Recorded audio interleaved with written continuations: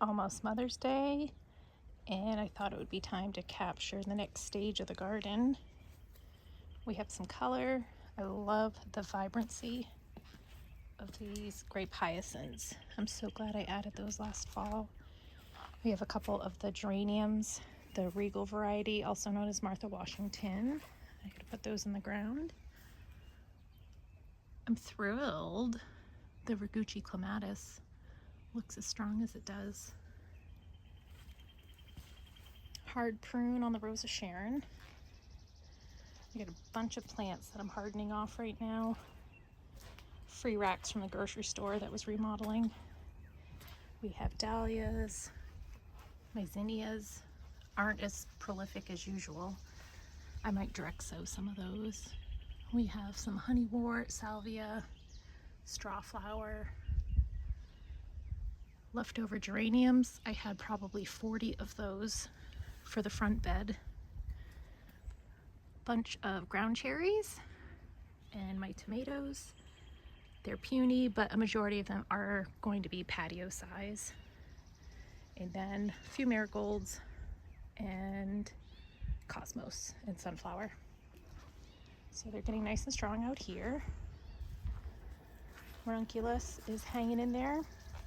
I look forward to our first blooms. The end of the month, I hope. Early June, if not. This is the time that this bed shines. We've got all the spring color. Really nice balance. This deserves a little shout out.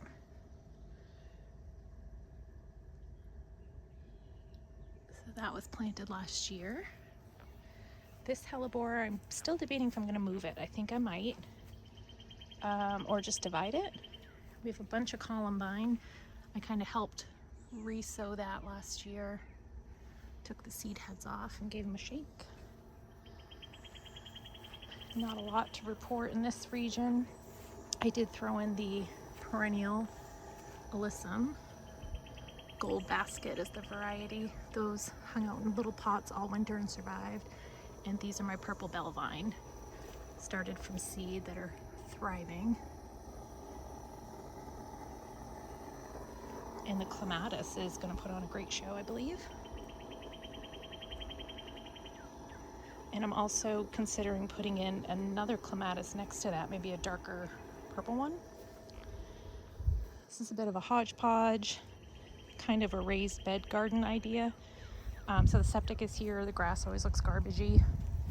And I was going to kind of toss in extra seedlings, maybe some pretty hanging baskets at the end of season.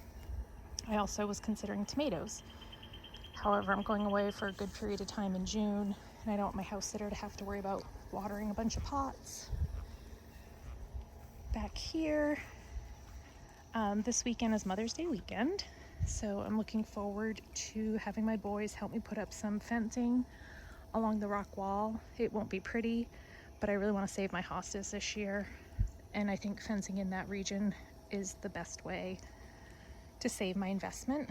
And I have some great new hostas that I want to plant that we got in at work.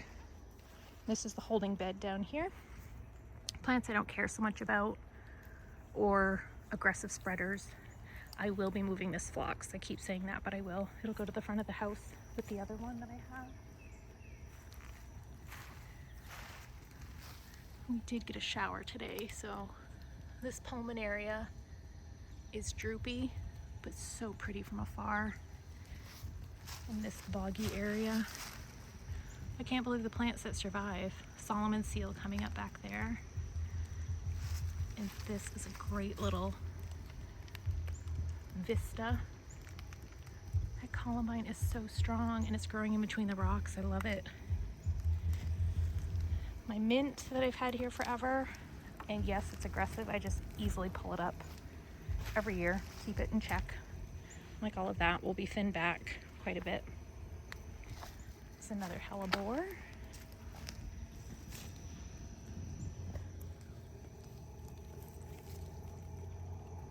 Great colors. They've all gone by, but they still look good.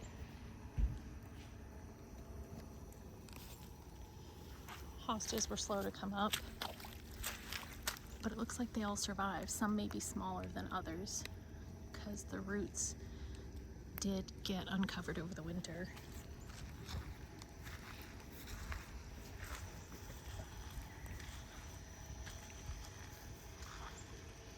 And I can't wait for all the forget-me-nots to pop open. I love having them scattered everywhere. I divided this pretty heavily last year, as well as the deer ate it down almost to the ground.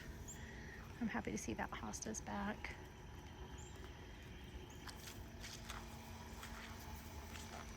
I did get a good portion of the black-eyed Susans dug up.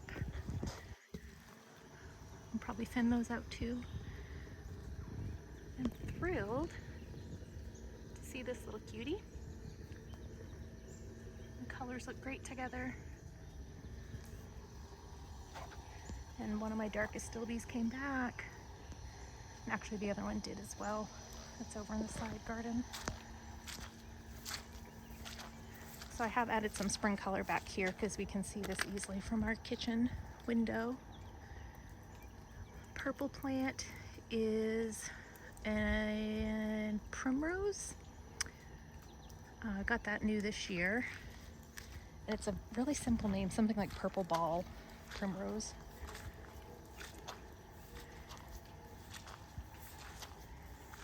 Oh, and the drainage, we had somebody lined up to come out and give us a quote, and they did not show up, did not get back to us. So we're kind of back to the drawing board and getting that booked. So we deal with the mud and the muck. In the meantime, not great, especially this time of year. Oh, the meadow rue.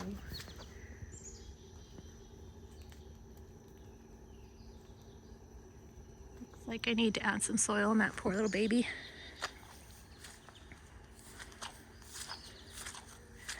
Been working over here. So the last tour I gave was the beginning of April. Mid-April, we had a nor'easter, snow, like a foot of snow, crazy heavy wet snow.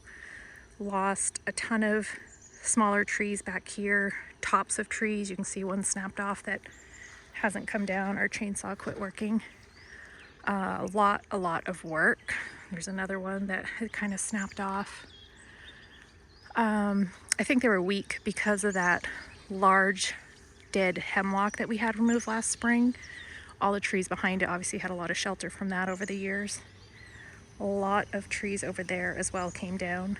So we rented a chipper, which gave me the bounty of all of this. And there's even more. I haven't finished with the piles, but I will get at least the cardboard sections covered up here to suppress the weeds. Solomon seal. It's really pretty. Can't wait for that to come out. And this Stuitzia still alive. I'm so proud of it. Only because it's gotten such little care. And it still looks pretty good. Better than this Stuitzia that was kind of tossed in this region. Right here. So this is the other one. That's the Spirea. That was planted back there by the bog and was not getting enough sun. This is my new garden fence. I can take it down every year. Not the most beautiful, but from afar it does blend in somewhat because it's black. I have to walk on my plank here so I don't fall into this muck.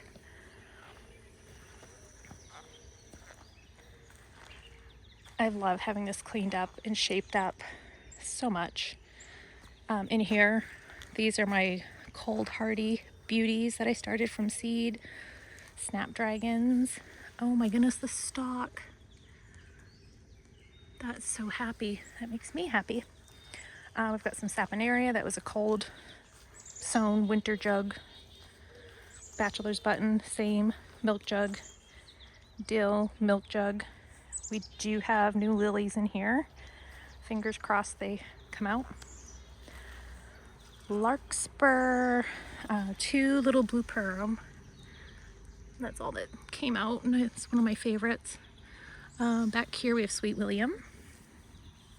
Bunch of snaps, extra ranunculus. I did throw a few craspedia in here just for fun. These, if I'm not mistaken, were rudbeckia. I planted those last year to see if anything would happen, and there they are. They look pretty good. Oh, I thought that was a slug. I have been baiting because, yes, slugs are in effect. Looks like I need to work on the netting. So this is shaped up compared to the weedy mess, broken wooden back rail. Over here, I'm trying clary sage in a couple colors. Fingers crossed. I know it's going to get large, but meh. My one Lysianthus, whole packet of seeds, and one made it. I'm also going to finish putting in celosia in this bed. One adoratum germinated, where last year I had so many. So we've got that. And probably zinnias will go in the front. Probably going to do tomato like I talked about before. And it might be nice to have a focal plant there as well. We'll think about that.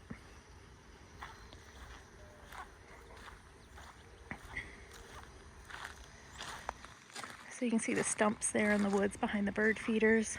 Those were some good sized trees that came down. A bunch of limbs off of these other pines got cleaned up. I ended up not using my arches as a greenhouse.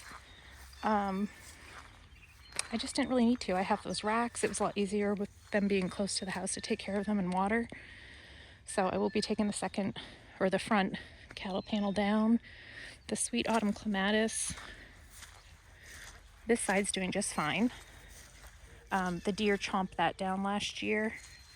Ooh, that's nice and healthy. This side, however, very meager growth.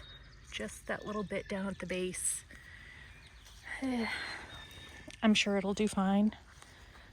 But in the meantime, I'm gonna get some mulch, bark mulch around it, I suppose. Over here, I threw some poppy seeds down in January or February, not really sure, just scattered them over here, knowing that the soil was most likely soft enough, I guess, for them to germinate amongst this Carl Forester grass, which may or may not stay here. I do have some larkspur I popped over there. I had this pen around these tulips kind of deter the deer. These are supposed to be my cutting tulips. They are beautiful when they open.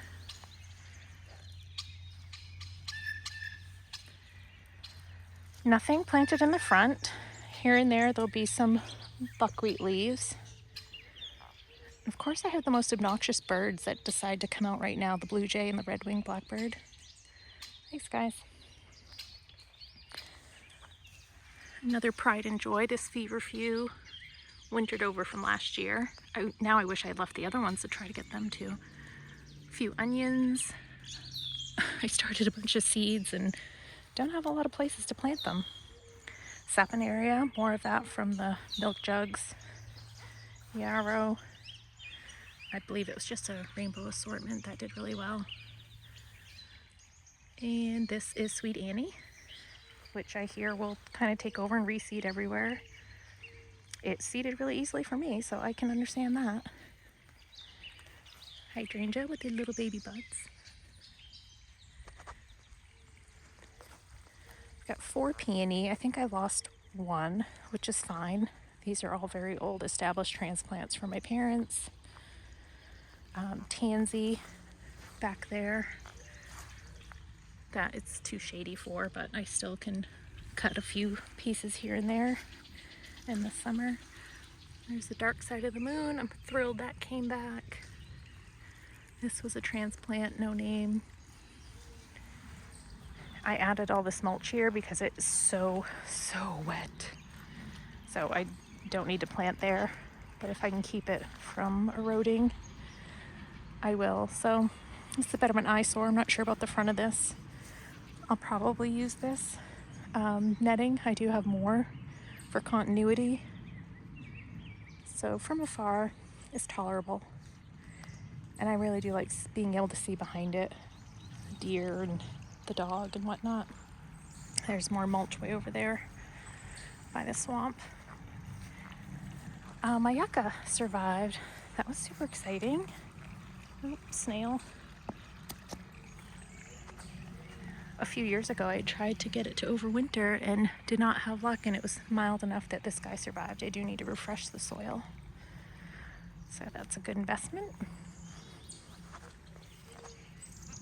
And taking a look at this bed, I did add some more bulbs, repeated the hyacinths, added some more alliums. Don't remember the variety. Those do come up later, and I know that there's at least 3, maybe 4 different varieties of alliums in here. I have the triangle of poppies that will look really cool, I think. These are more the geraniums that I had over there in my baby seedling station. This cat's meow is a tough little trooper. I have tossed that about the last couple of years and she still survived. This is a phlox. I will probably add that other phlox that was out back somewhere in that region with the hopes the deer don't find it as quickly. I'm happy that the apple espalier leafed out. It was pretty slow. Japanese maple looks great. I'm so happy for that. You'll see these like clumps. It's really hard to plant bulbs when you have a bunch of beautiful looking plants in season. So these were planted amongst other plants with the efforts of trying to place them so they look good this time of year. Not bad, at least I clumped them together. I did move, so there was an allium here that was getting gobbled up by these, and it's back here. So still not perfect placement, but at least they're kind of clustered together. And this standard casts so much shadow over here. Like all of this will be shade, so there's no point in putting plants under there. And the roots are pretty close to the surface, so there isn't really room to add anything in there. This other allium, I moved from there to there just so we have a little tighter triangle formation. And I love my sedum. Pumped about that. There is kind of a gap in the corner because the dog likes to go under there when she's hot. More geranium, so we have little pops of the geranium, and they are the orange. They're Maverick orange geraniums because I do like bright colors. And I have one little planter that needs some help. I think certain teenagers' football hit some plants and knocked them out. So that's it, the week before Mother's Day.